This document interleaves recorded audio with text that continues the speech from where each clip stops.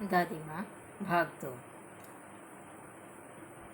प्रस्तुतकर्ता Gita Bharate, TGT Hindi, Jawahar Navodaya Vidyalaya Buldhana.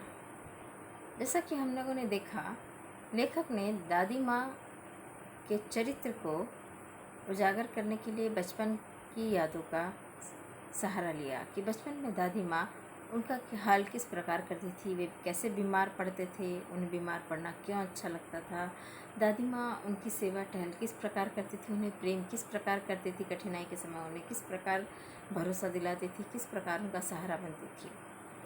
अब कुछ और घटनाओं की सहायता से दादी माँ के चरित्र को उजागर किया गया है।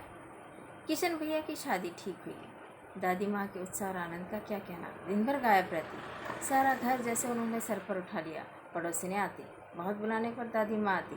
बहन बुरा न मानना, कार पर वजन का घर ठहरा। एक काम अपने हाथ से न करूँ तो होने वाला नहीं। जानने को यूँ सभी जानते थे कि दादी माँ कुछ करती नहीं, पर किसी काम में उनकी अनुपस्थिति वस्तुतः विलम्ब का कारण बन जाती। उन्हीं दिनों की बात है। एक दिन दोपहर को मैं घर लौटा। बाहरी निक्सार घर के दरवाजे में, आंगन में मैं दादी माँ किसी पर बिगड़ रही थी। देखा, पास के कोने में दुबकी रामी की चाची खड़ी। दुबकना मतलब डर कर सहम जाना। सोना होगा धन्नो, रुपए मैं सूद के आज दे दे। आज मेरे रुपए सूद के साथ आज वापस कर दे। क्या कह रही है दादी माँ धन्नो को? रुपए मैं सूद के आज दे दे। आज मेरे सारे रुपए सूद के साथ, ब्याज के साथ आज वापस कर। तेरी आंख में तो शर्म है नहीं। मांगने के समय कैसे आई थी, पैरों पर नाक रगड़ती फिरी, किसी ने एक पाई भी ना दी। अब लगी है आजकल करने, फसल में दूंगी, फसल में दूंगी। अब क्या तेरी खातिर दूसरी फसल कटेगी? तो इस अनुच्छेद में हम देख रहे हैं कि भाषा जो है वो लोक भाषा का पुट इसमें है, गांव की भाषा का पुट इसमें है, ताकि कहानी में जो है वो सरसता आ जाए, रोचकता आ जाए और स्वाभाविकता आ जाए। जैसे कार प्रयोजन का घर ठहरा। कार्य प्रयोजन, प्रयोजन, कार्य प्रयोजन मतलब ये जो है कार्य प्रयोजन का घर ठहरा। अपने हाथ से न करूं तो होने वाला नहीं। जानने को ये सभी जानते थे कि दादी माँ कुछ करती नहीं, पर किसी काम में उनकी अनुपस्थिति वस्तुतः मतलब सही में विलम्ब मतलब देर का कारण बन जाती है। उन्हीं दिनों की बात है। एक दिन दोपहर मैं घर लौटा तो दादी माँ इस प्रकार धन्नो की चाची पर गुस्सा हो रही थी, बरस रही थी कि आज ही मैंने जो तुझे रुपए उधार दिए थे वो आज मेरे सारे सूद के साथ, ब्याज के साथ वापस कर दे। लेते समय तो अभी दूंगी करके आई थी, लेकिन अब कल दूंगी, अगली फसल में दूंगी। अब तुझे इस बात की शर्म नहीं आती? दूंगी मालकिन। रामी की चाची रोती हुई दोनों हाथों से आंचल पकड़े दादी माँ के पैरों की ओर झुकी। बिटिया की शादी है, आप न दया करेंगी तो उस बेचारी का निस्तार लगना मतलब पार लगना। निस्तार मतलब पार कैसे होगा?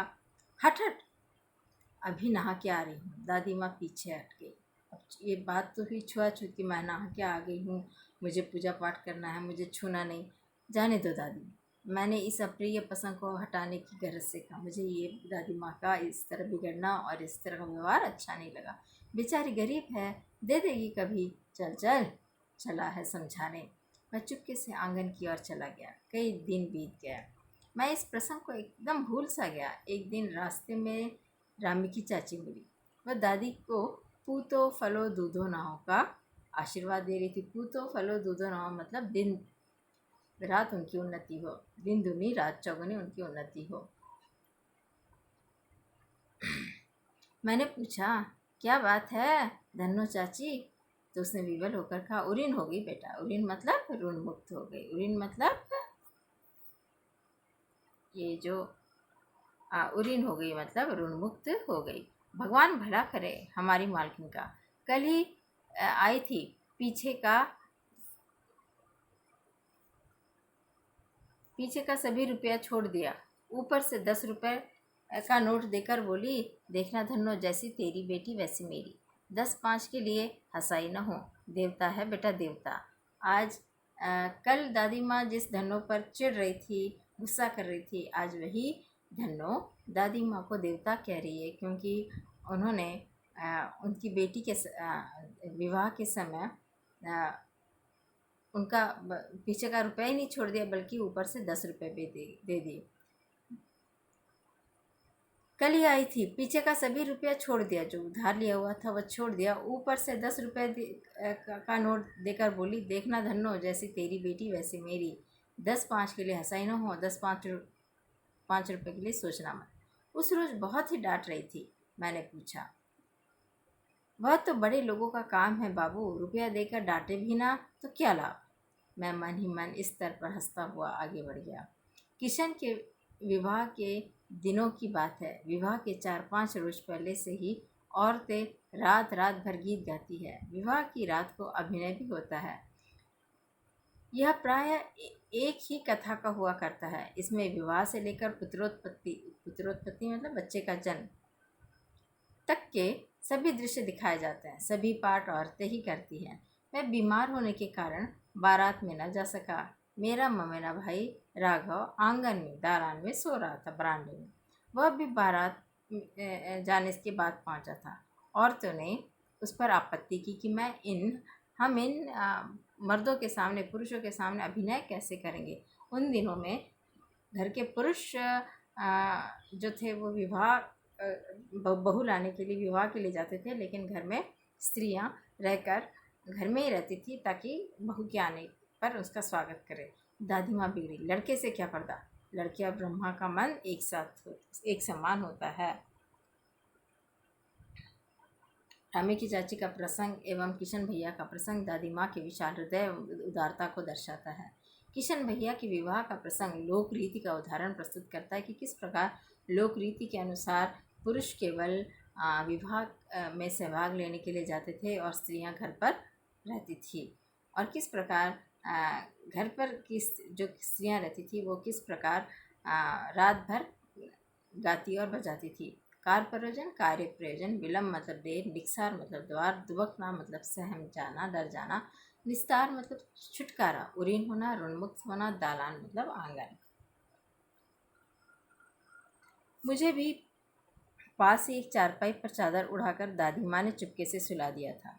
बड़ी हंसी आ रही थी। सोचा कहीं जोर से हंस दूं, भेद खुल जाए तो बाहर किया जाऊंगा, पर भाभी की बात पर हंसी रुक न सकी और भांडाफोड़ हो गया।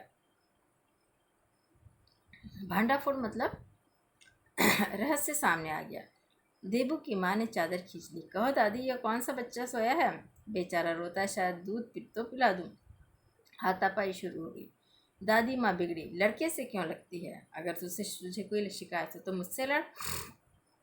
सुबह रास्ते में देबू की माँ मिली। कल वाला बच्चा भाभी। मैं वहाँ से जोर से भागा और दादी माँ के पास जा खड़ा हुआ।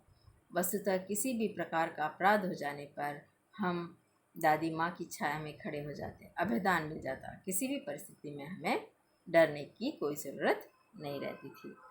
स्नेह और ममता की मूर्ति दादी माँ की एक एक बात आज कैसी कैसी मालूम होती है। परिस्थितियों का वात्या चक्रवात, बवंडर जीवन को सूखे पत्ते सा कैसा नचाता रहता है।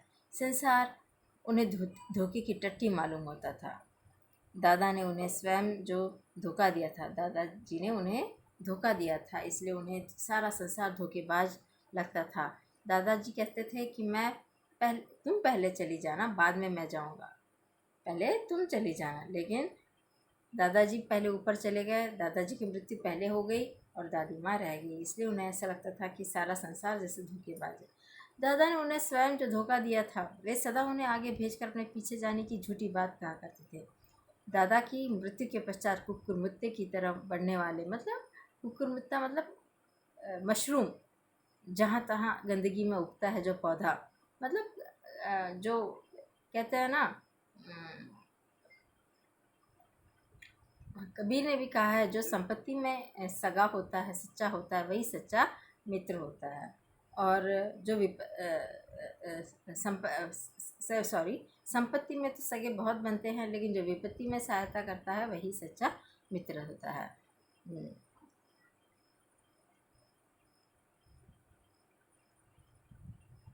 दादा की मृत्यु के पश्चात कुकुरमुत्ते की तरह बढ़ने वाले मुंह में राम बगल में छुरी वाले दोस्तों की शुभचिंता ने स्थिति को और भी डावाडोल कर दिया। दादा के श्राद्ध में दादी माँ के मना करने पर भी पिताजी ने जो अतुल संपत्ति व्यय की वह घर की तो नहीं थी। अभी इन्हीं मित्रों की बातों में आकर जो मुंह पर मीठा मीठा बोलते और पीठ पीछे छुरी पीठ पीछे जो छुरी मारते हैं, ऐसे मित्रों के कारण के बहकावे में आकर पिताजी ने दादाजी के श्राद्ध पर जो घर में जो संपत्ति थी वो सारी खर्च कर डाली। दादी माँ अक्सर उदास रहा करती। माघ के दिन थे, कड़ाका का जाड़ा पड़ रहा था, ठंड पड़ रही थी, पछुआ का सन्नाटा। ठंड के दिनों में जो पवनें चलती है उन्हें पछुआ पवनें कहते हैं।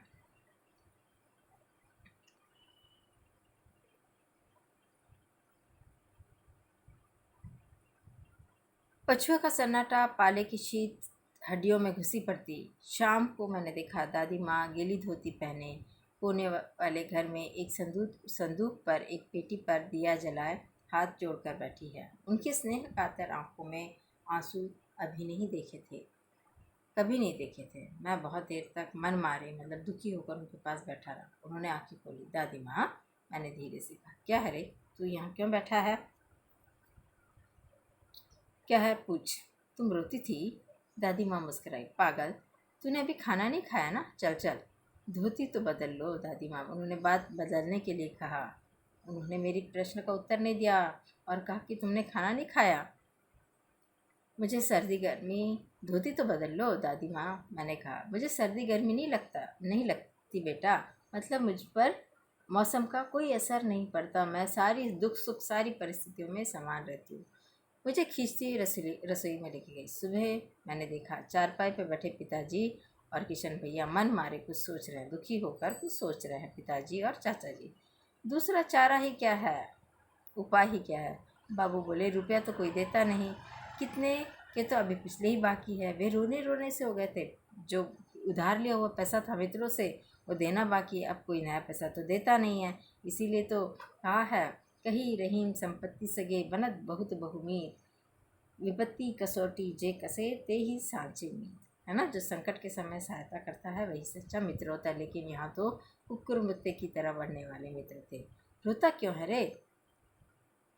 दादी माँ ने उनका माथा सहलाते हुए कहा, मैं तो अभी हूँ ही। उन्होंने संदूक खोलकर एक चमकती सी चीज़ निकाली। तेरे दादा ने यह कंगन मुझे इसी दिन के लिए पहनाया था, गला भराया। मैंने इसे पहना नहीं, इसे सहेज कर संभाल कर रखती आई हूँ। यह उनके वंश की निशानी है। उन्होंने आंसू पोंछ कर कहा। पुराने लोग आगा पीछा सब सोच लेते थे बेटा, आगा पीछा सब सोच लेते थे, मतलब आगे का पीछे का, इसीलिए अपने पास कुछ बचा कर रखते थे।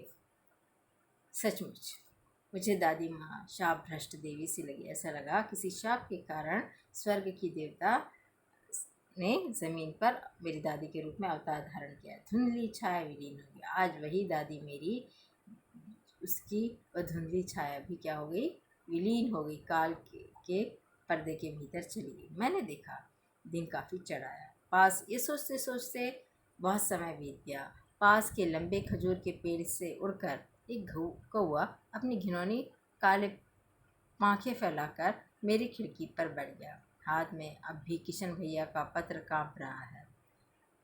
काली चींटियों सी कतारें धूमिल हो रही। काली चींटियों की कतारें क्यों धूमिल हो रही है? किसे कहा है काली चींटियों की कतारें? अक्षरों को। मेरे आंखों में आंसू आने के कारण मुझे अक्षर भी ठीक से दिखाई नहीं दे रहे। आंखों पर विश्वास नहीं होता और मन अपने आप स्वयं से बार बार पूछ रहा है। मन बार बार अपने से ही पूछ बैठता है, क्या सचमुच दादी माँ नहीं रही? तो यहाँ पर कठिन शब्दों के अर्थ लीजिए। वात्या चक्र बवंडर, डावाडोल अस्थिर, अतुल बहुत, व्यय खर्च, श्राप भ्रष्ट शापित।